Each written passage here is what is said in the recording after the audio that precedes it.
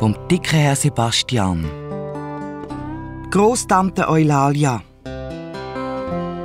Die Lisa und die Isa, die 3 kleinen Mädchen mit einem Haufen Märzentüpfchen im Gesicht, sind bei ihrem Onkel Sebastian auf Besuch. Der dicke Herr Sebastian wohnt mit seinen beiden Katzen im Stümplischwanz und dem Kurzöhrli in einem winzigen Holzhaus, wo himmelblau angemalt ist, direkt am Meer. Beim Onkel Sebastian dürfen die 3 so ziemlich alles machen, was sie gerade wollen. Sie dürfen im Garten auf den Bäumen herumturnen, ohne dass jemand ständig ruft: «Pass auf, dass du nicht runterfällst!» Sie dürfen Kuchen und Schokipudding essen, so viel als sie wollen, bis sie fast verplatzen. Und sie dürfen in den Dünen spielen, solange sie wollen. Düne, so sagt man dort, wo der Herr Sebastian wohnt, der Sandhügel am Meer. Aber, wo sie an einem schönen Tag auf den Estrich wollen, um zu schneuken, was dort so für spannende Sachen rumliegen, wird der Onkel Sebastian zum ersten Mal so richtig grantig. «Also das geht nicht, Kinder», sagt er ganz streng. «Und warum nicht, Onkel Sebastian?» fragt Elisa ganz verstaunt. «Warum? Darum», sagt er und weiss nicht, wie er es erklären soll. «Ganz einfach, weil das nichts ist für kleine Mädchen.» Und um die Sache so richtig deutlich zu machen, stapft er die steilen Stege auf, beschliesst die Estrichtüren und steckt den Schlüssel in seinen Hosensack. Die Lisa und die Isa machen den Latsch. So haben sie ihren Onkel noch gar nie erlebt. Dann verstecken sie sich im Garten zwischen den Brombeersträuchen. Und dort haben sie dann ungestört Kriegsrat. «Wir müssen unbedingt auf den Estrich. Jetzt erst recht», meint Lisa. Es geht nicht lang und sie haben miteinander einen Plan ausgeheckt. Wie jeden Tag nach dem Mittagessen macht der dicke Herr Sebastian sein Mittagsschläfli auf der Stubencouch. Er hat sich 2 weiche Küsse unter den Kopf gelegt und ist auch schon bald eingeschlafen. Auf und ab tanzt sein dicker Bauch und wieder auf und ab und auf und ab. Wo die 3 Mädchen sicher sind, dass der Onkel so richtig tief schlaft, schleichen sie sich ganz leislich in die Stube. Die Lisa, die die geschicktesten Finger von allen hat, soll den Schlüssel für den Estrich säuferlich aus dem Hosensack vom Onkel stibitzen. Wo sie gerade die Hand ausstreckt, dreht sich der dicke Herr Sebastian plötzlich auf die andere Seite und wie durch ein Wunder geht der Schlüssel, ohne Lärm zu machen, auf den dicken Stubenteppich.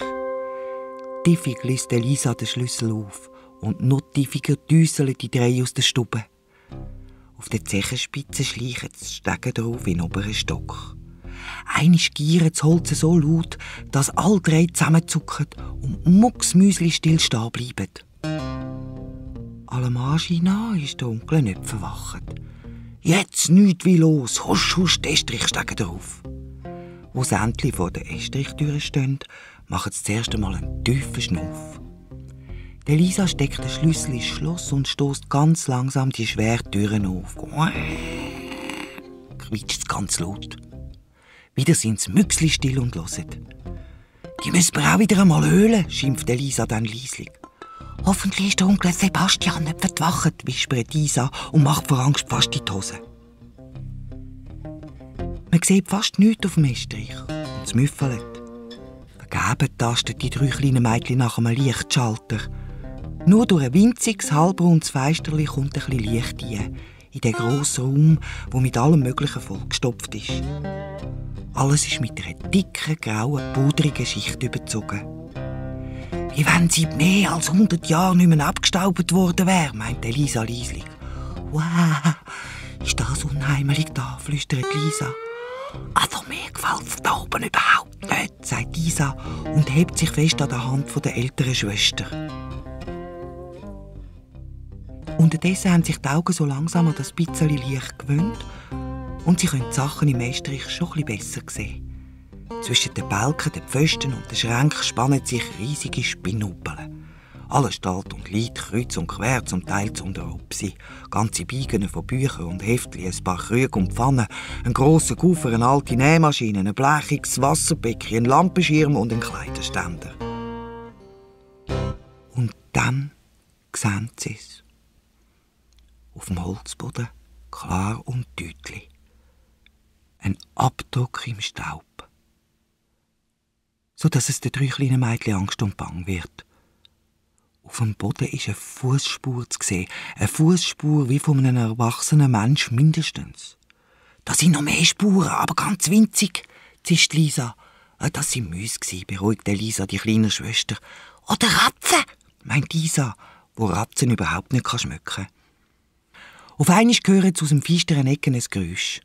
Psst, da klappert etwas, flüstert Lisa. Oder jemand, sagt Lisa ganz vergelstert.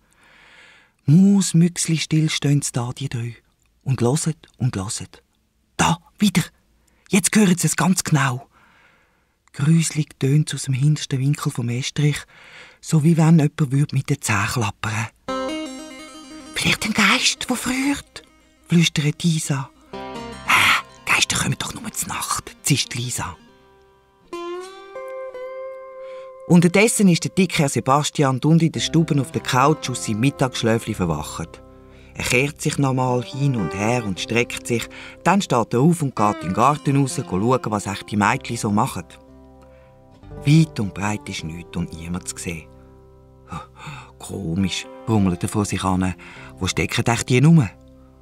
Und wo er im Hosensack sein Nas durchsucht, weil er sich unbedingt die Nase putzen muss, merkt er, dass der Schlüssel vom Estrich nicht mehr da ist. Vielleicht ist er rausgefallen und die Mädchen haben ihn gefunden. Ja, vielleicht sind die Loser gleich auf der Estrich. Jesus, wenn ich an die Grosstante Eulalia denke, Jesus auch, die wird schön klappern im Wind. Was gibst, was hast, so gut es halt geht, mit dem dicken Bauch rennt der dicke Herr Sebastian die Stege drauf in den Estrich.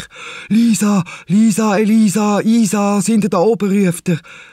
Ja, Onkel Sebastian, nicht schimpfen, hört er drei dünne Stimmli, die zittern vor Angst. Wieso habt ihr dann kein Licht gemacht? Fragt er und muss fast nach jedem Wort zuerst einmal einen tiefen Schnuff nehmen. Wir haben den Schalter nicht gefunden. Da hinten klappert jemand. Ganz sicher ein Geist, jammert es durcheinander.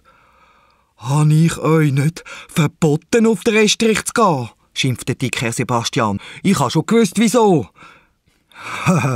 Großtante Eulalia hat euch einen gehörigen Schreck eingejagt, hä? Großtante Eulalia, tönt's wie im Chor. Der dicke Herr Sebastian macht das erste Mal Licht und dann erzählt er. Das Haus da habe ich von meinem Onkel Heiri geerbt und die ganzen Sachen da oben sind noch von ihm. Auch Großtante Eulalia, wie der Onkel Heiri dem Grip immer gesagt hat, wo dort ganz hinten im Ecke steht. Wisst ihr, der Onkel Heiri war nämlich ein Doktor und der hat das Grip, also das Skelett, für seine Studie gebraucht. Immer wenn der Wind durch die Ritze pfeift, schlagen die Knochen aneinander und dann tönt es, wie wenn jemand mit den Zähnen klappern. So, habt ihr immer noch Angst? Die drei tauchen kleinen Mädchen schütteln die Köpfe. Aber da ist noch etwas, Onkel Sebastian. Das sind Fußspuren. Schau nur, bringt Elisa endlich noch raus. Der Onkel Sebastian lacht. Die sind doch von mir. Die hat's doch gegeben, als ich letztens die 4 Drachen aus der Truhe geholt habe. Was ist?